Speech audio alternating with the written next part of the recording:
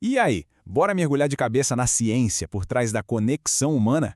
Pois é, numa época cheia de telas e distância, criar laços de verdade pode parecer uma missão impossível. Mas, usando umas ideias bem legais da psicologia e das ciências sociais, a gente consegue montar um guia prático para construir amizades de verdade.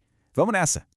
Olha só, essa frase do Dale Carnegie é de 1936, mas parece que foi dita ontem, né? É que esse desafio de se conectar com os outros, ele não tem data de validade. Antes da gente sair procurando solução, é super importante reconhecer que essa dificuldade faz parte da vida, é algo que todo mundo sente. Para conseguir mudar nossas interações com os outros, o primeiro passo é entender o que acontece aqui dentro, na nossa própria mente. A base de qualquer conexão externa começa, na verdade, com o nosso cenário interno. O psicólogo Daniel Kahneman diz que a gente tem dois jeitos de pensar. O sistema 2 é a nossa mente racional, que pensa com calma. Mas quem geralmente está no comando é o sistema 1, o nosso piloto automático. Ele é rápido, age por instinto e, como o próprio Kahneman fala, é uma máquina de tirar conclusões precipitadas. E qual o problema disso? É que esse sistema pode fazer a gente julgar os outros num piscar de olhos, criando barreiras antes mesmo de uma conversa começar. Sacar que a gente faz isso já é o primeiro passo para mudar. E essa ideia é genial porque conecta a felicidade e a amizade de um jeito super interessante. O Morgan Housel diz que o mundo de hoje é ótimo em duas coisas: gerar riqueza e gerar inveja.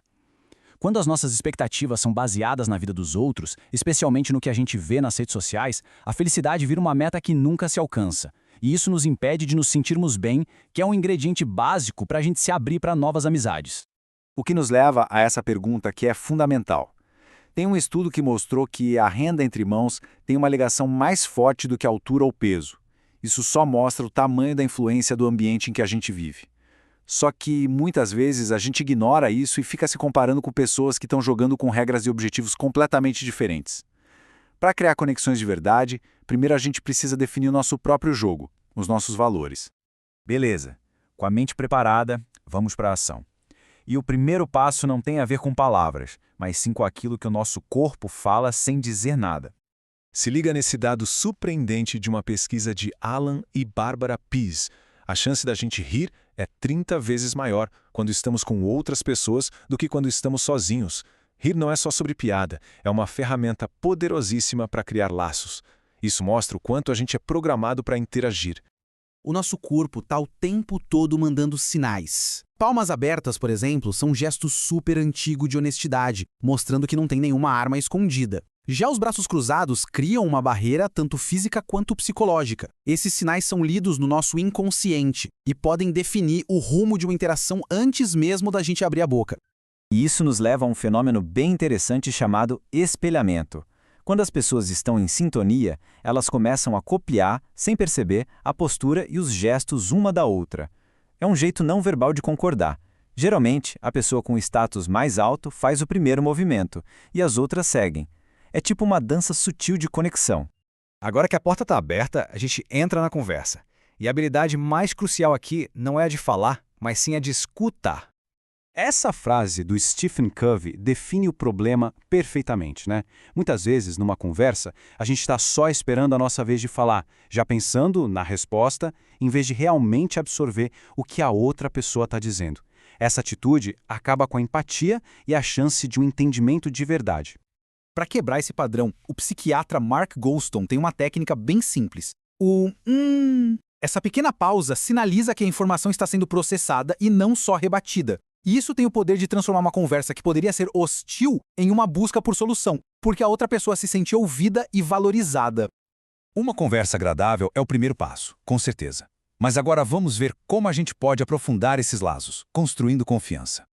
O psicólogo Robert Cialdini explica que a reciprocidade é um dos pilares da sociedade. Quando alguém nos faz um favor, a gente sente uma obrigação muito forte de retribuir. Numa amizade, isso cria um ciclo positivo de generosidade.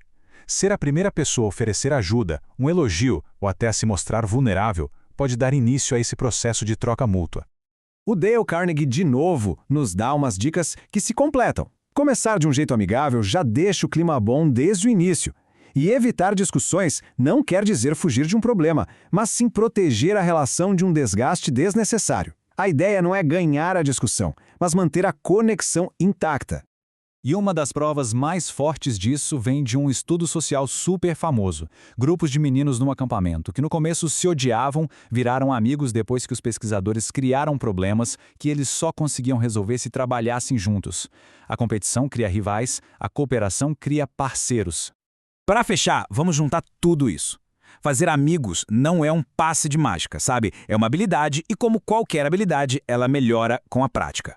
A ciência que estuda como a gente cria hábitos nos dá um mapa. Seja a sorrir mais, praticar a escuta de verdade, ou tomar a iniciativa de conversar, o segredo é a consistência. O Mark Goldstone compara com passar fio dental. Um esforço consciente diário que, com o tempo, vira uma coisa automática e que faz um bem danado. E aqui está o pulo do gato, a ideia central de tudo isso.